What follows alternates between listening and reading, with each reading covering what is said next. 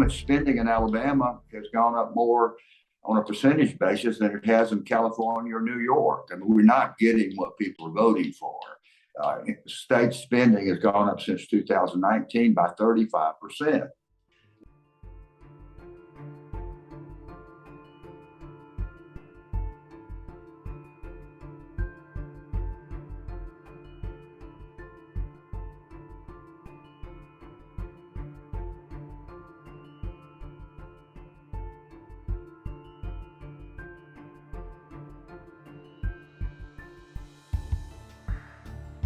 You know, we have a Republican supermajority in the legislature. They hold all the statewide offices, and yet, you know, here we are, probably one of the most conservative states in the whole country.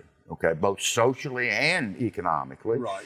And yet, there's not a state, there's not a tax we don't have in Alabama.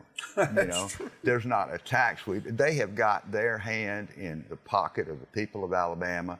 Better, worse than any state, really. I mean, Tennessee doesn't have an income tax. Florida doesn't have an income tax. Mississippi is phasing theirs out.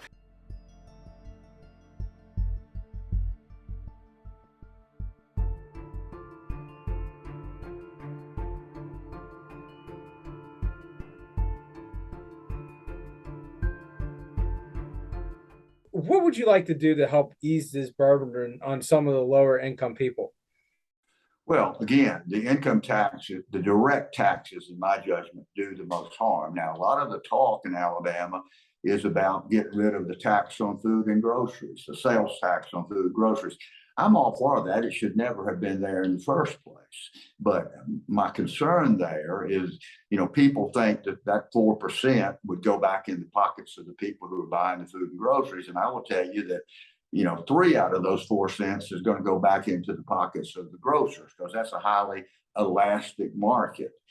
You're not going to see the relief that people think they would get there. Whereas if we got rid of the income tax and phased it out, and it starts at like $9,000, you want to talk about ridiculous. You know, our income tax kicks in at about $9,000 of expenditures. We could certainly start off by, you know, jacking that up to 50,000 or whatever, so that it's not impacting poor people as much. And frankly, we need, if we're going to be competitive with other states in terms of attracting people and industry, we can't be sticking out like a sore thumb as as having an income tax when other states don't.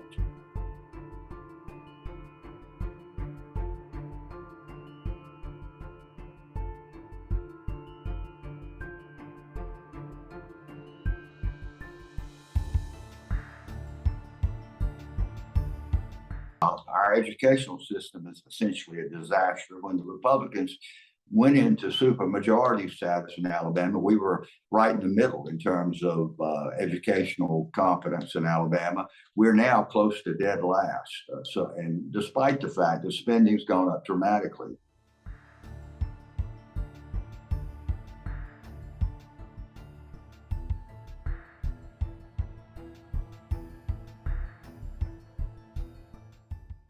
But I look at parts of the state, the Black Belt, for instance, Birmingham, for instance. It's so sad. If we don't give kids an escape route, they're trapped in schools that fail on a perennial basis.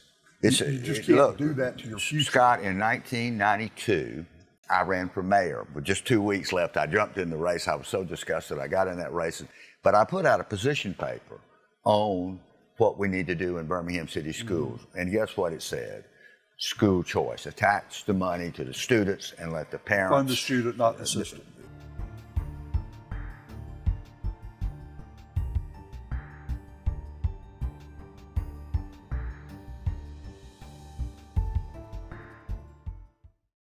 Dale Marsh presented a bill that would have done just that. Roughly $5,300 to $5,800 would have followed the student.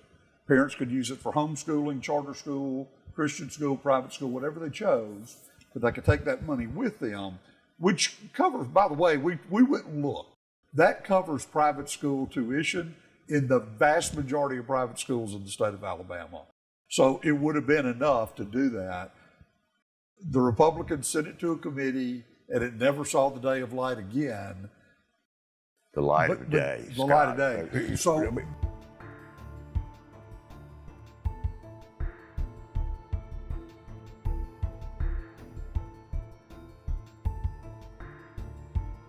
this has been a long time issue in Alabama. We've all heard a lot about it. And I'm curious as to whether public officials in Alabama are just afraid they'll be accused of being soft on crime, or whether they just want to feed the prison industrial complex, which is making money on our prisons. But we've failed to deal with this issue. I attended the Breaking All Chains event on the Capitol steps recently, and I think that anybody who heard the stories of the families that were there and saw the photos of the people who had been beat up and hurt in our prisons would feel like it was time to deal with that issue. I tried to tell people there that I believe the people of Alabama are decent human beings. We have to believe that, and if the people were made aware of what was really going on in our prisons, we would insist that public officials address that issue. We don't have humane conditions in the prison in terms of proper nutrition or medical care.